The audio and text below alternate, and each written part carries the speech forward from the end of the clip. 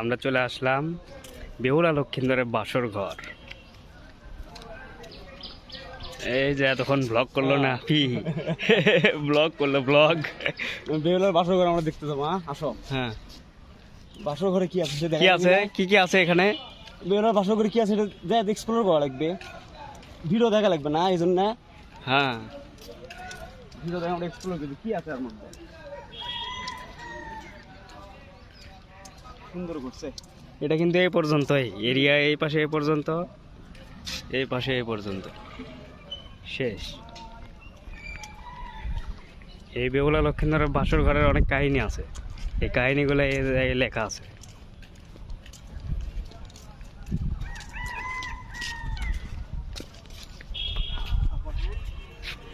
এই যে এখানে ডিটেলস সব এটা বলে একটা প্রেম করার জায়গাও।